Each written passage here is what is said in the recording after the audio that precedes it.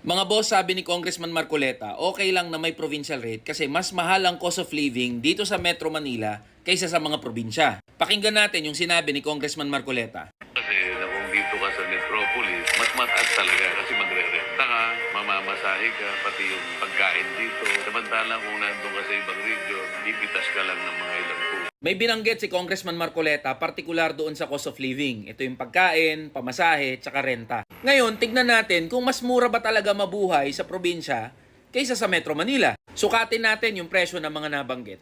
Isa sa mga major commodity na binibili ng mga Pilipino para sa kanilang pagkain sa isang buong araw ay ang bigas. Lumalabas sa datos ng Philippine Statistics Authority na mas mahal pa ang bigas sa mga probinsya kaysa sa Metro Manila. Yan mismo nakasulat sa price situation ng selected agricultural commodities na nilabas ng PSA ngayong Oktubre.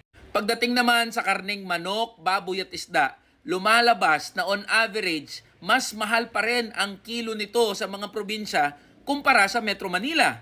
Pagdating naman sa gulay, prutas and other commodities, halos hindi nagkakalayo yung presyo ng mga bilihin. At kadalasan, pinapakita ng datos na mas mahal pa rin yung presyo ng mga bilihin sa probinsya. At sa SRP list ng Department of Trade and Industry, yung mga basic and prime commodities sa buong bansa ay pare-parehas ang presyo. Pero alam naman natin na hindi nasusunod tong SRP. Papel lang yan. Pagdating sa mga tindahan at sa mga retail, lumalabas na mas mahal pa rin yung mga presyo ng bilihin kahit saan ka pumunta. Pagdating naman sa pamasahe, di naman nagkakaiba yan lalong-lalo na sa mga probinsya na katabi lang ng Metro Manila. 13 pesos ang minimum fare para sa mga traditional jeepney at 15 pesos naman para sa mga modern jeepney. Nagkakaiba-iba lang yan depende kung nasa ang lugar ka o probinsya ka. At sa katunayan, mas accessible ang mga public utility vehicles dito sa Metro Manila kumpara sa mga probinsya.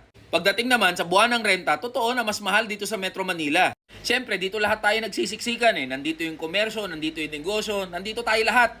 Kaya definitely, yung real property prices at yung rent prices talagang mas mataas yan. Pero kahit na ganito, tignan natin yung mga metro city sa mga probinsya. Sa Metro Cebu, Metro Davao, Metro Iloilo, Metro Gensan, sa Baguio City. Halos kapantay na ng rent prices ng Metro Manila yung rent prices dito sa mga probinsya na to. At maraming pagkakataon, mas mahal pa nga ang renta dito sa mga metro cities na to na nakalugar sa mga probinsya. So hindi totoo na mas mura mabuhay sa probinsya kaysa sa Metro Manila. At sa katunayan, Congressman Marcoleta, wala na pong libre ngayon. Hindi na libre ang mamitas ng prutas sa mga puno o mga gulay kung saan man. Isubukan nyo po na mamitas ng prutas sa gulay kung di kayo ipabarangay na mga may-ari niyan. Kaya kailangan na talagang pag-usapan at reviewin yung provincial rate na tinatawag. Kailangan nang i-repeal o buwagin yung RA 6727 o Wage Rationalization Act of 1989.